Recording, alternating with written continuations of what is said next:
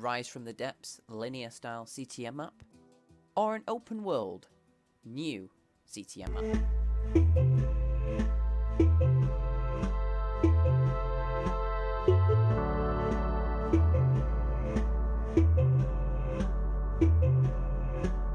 Welcome everybody back to the Minecraft Xbox CTM map building. It's certainly been a while since we have done anything to do with CTM maps on the channel, so I would like to reintroduce you to the start of the third map we're going to be building, Mark? Third map, yeah. Third map, yeah. Third map. So you can see how far we've moved on from almost, what, 18, 20 months ago? Maybe even longer now, since we started the original About map, that, yeah. Lost in the Depths. Yeah. And how much more advanced we've got, now that we are so confident at how well our linear maps are going. We are deciding to give you guys the option of choosing to make us make an open world CTM map. Now, they slightly have slight advantages and disadvantages to both of them, but there are definitely challenges to making an open world over a linear. Yeah. But obviously, it's your choice. We gave you the choice of what you want to do. Do you want us to make an open world map, or do you want us to make Rise from the Depths, which will be linear for those wondering? You got anything to add to that, really? No, but you've just went over it how I would have, to be honest. So the next map will be heavily focused on your suggestions and ideas. So if you want to leave stuff in the comments of ideas you have for areas and little sections, then by all means we definitely will be taking them into account, because we want to make a very community focused map here and want to get as many people involved as we possibly can. Obviously we'll have the final say on what things actually go into the map, but your ideas will be a major factor in what actually goes into the map. Exactly. But the first question, obviously the main thing that you guys need to focus on from this video is to choose whether you want an open world map or do you want Rise from the Depths. So we still have to fix a name for the open world map, but we'll obviously get that as we develop a story and things like that. Yeah. So we won't really go into too much detail about either of them, because we haven't decided on which map you guys want. But we have decided on a couple of things. So do you want to kind of explain dynamic maps? I'm sure you can understand. The dynamic maps. Alright, so basically, want to try and make the CTM map style different. So we're going to go, hopefully, it's your choice, open world. Yeah. And we're going to go with like dynamic map elements. So what you would kind of expect on the games, for example, Call of Duty is just the one that popped into my head, where I know random explosions and stuff like that. Traps, everything, you name it. That'll be open world style. Yeah, secret rooms. And also dynamic map where if a player does a different thing than the map maker thought they would do, then they get rewarded. It affects the... Maybe they might like open up a different area. Like we might give multiple routes into the same dungeon, but it just depends on which way the player finds the entrance or something. Just little things like that. Summing it up in a sentence, whatever you do will change the map based around your decision. Yeah. So it's kind of like Fable. Whatever pathway you choose changes the storyline. Exactly, yeah. So obviously, the main things we kind of wrote down for this was secrets, traps, puzzles, and signs. Signs really are just to wind you up, to be honest. And maybe to applaud you for finding certain things, because In the Depths started off with a lot of signs, which is the previous map. And they kind of died off. Yeah. And it became very player focused. It was really just about clearing the dungeons about after halfway. We wanted to move away from that. We wanted to make it actually enjoyable for the player. Yeah. So another thing we looked into from your feedback was difficulty. It's a very touchy and tricky kind of... Yeah, especially because we haven't got anything really to work with at the moment or to show you. Because all this world is here is just like a test world of like terrain and ideas and stuff, yeah.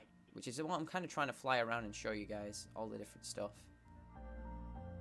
But yeah, we wanted to kind of touch a little bit on exponential difficulty.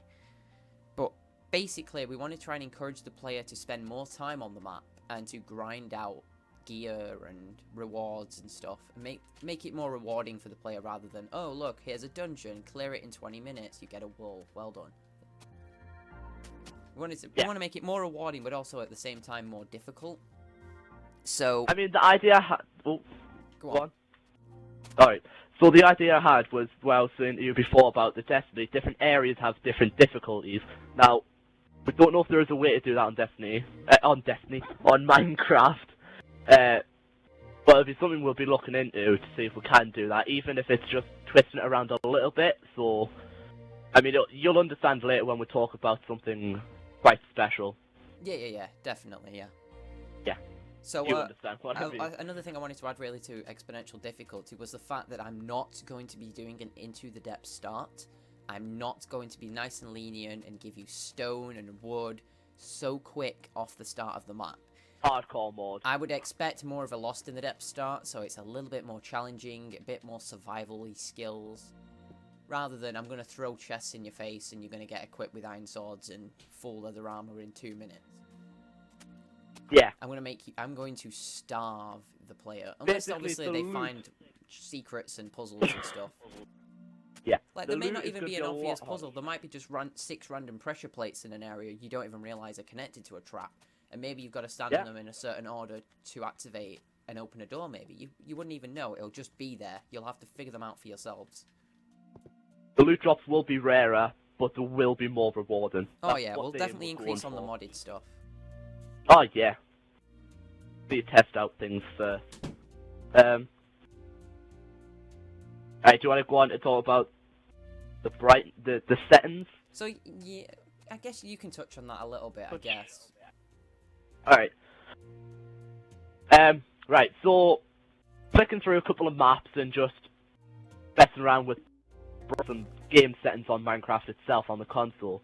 But I wanted to try and make it so it's a bit more challenging in certain areas like caves and that, messing with the brightness, messing with the day and night cycle, weather, you name it. For example, certain areas like the forest might say play on night with thunder weather cycle on. That'll make it a bit more difficult. Yeah, we might. If you see a dungeon, you might have an area create set. like an atmosphere. That's what we want to try and do. We want to create an atmosphere. Yeah, look, even on Gamma 50% at night time, it's so much more dynamic. You guys can probably barely see anything because it's YouTube, but it's so pitch black, it's unreal. So I'll put my. And then maybe if I put like a bed, like I put bedrock fog on as well there, so it was really dark. And then the lighting. Yeah, the lighting, obviously, you could clearly see that burning tree over there, really clearly, but the rest was pitch black.